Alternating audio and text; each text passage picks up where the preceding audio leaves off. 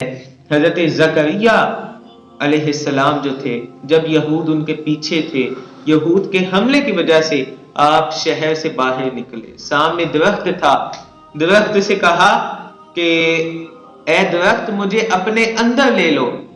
تو درخت فرمایا جاتا ہے درخت چیر گیا۔ حضرت زکریا علیہ السلام اس درخت کے اندر چلے گئے، درخت بند ہو گیا۔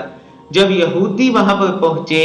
شہر سے باہر، تو شیطان نے ساری بات جو تھی وہ یہودیوں کو بتا دی، تو یہودیوں کو کہا کہ تم اس درخت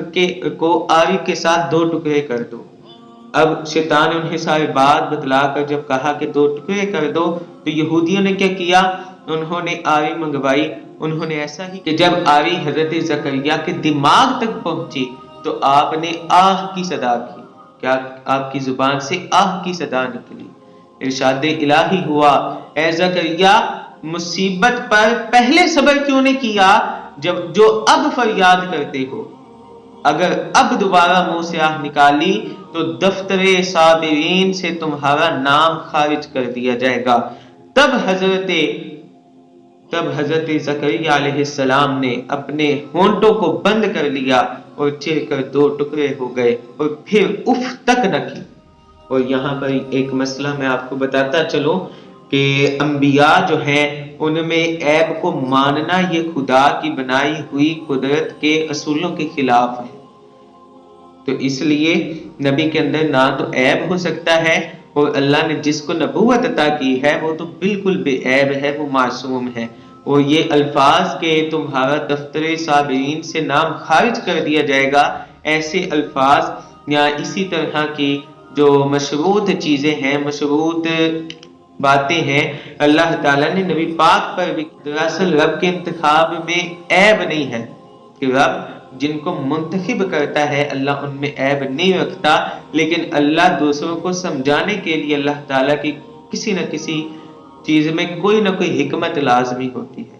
تو اس لیے یہاں پر یہ مسئلہ لازمی یاد رکھا جائے کہ اللہ تعالیٰ نے جس کو نبی چنا ہے تو اس میں کوئی عیب نہیں ہو سکتا۔ اور حضرت زکریا والا واقعہ جو ہے اس میں یہ جو قول ہے کہ دوبارہ منہ سے آہ نکالی تو آپ کا دفتر صابرین سے نام خارج کر دیا جائے گا، یہ بھی ایک مشروط الفاظ تھے۔ اس کے علاوہ حدیث قدسی میں ہے، اللہ فرماتا ہے کہ جب میرا کوئی بندہ مصیبت میں مجھ سے سوال کرتا ہے تو میں اسے مانگنے سے پہلے دے دیتا ہوں اور اس کی دعا کو بھی قبول کر لیتا ہوں، اور جو بندہ مصیبت کے وقت میری مخلوق سے مدد مانگتا ہے میں اس پر آسمانوں کے دروازے بند کر دیتا ہوں۔ اس لیے اللہ تعالیٰ سے دعا مانگے، جب بھی کوئی مصیبت آئے تو اللہ تعالیٰ سے مانگے۔ اللہ تعالیٰ تمام کائنات کا مالک ہے، خالق ہے، رازق ہے۔ آج لوگ رزق کی تلاش میں رازق کو بھول چکے ہیں، اس لیے جو رزق دیتا ہے اس سے اپنی محبت رکھیں۔ اللہ تعالیٰ ہم سب کو عمل کی توفیق عطا فرمائے۔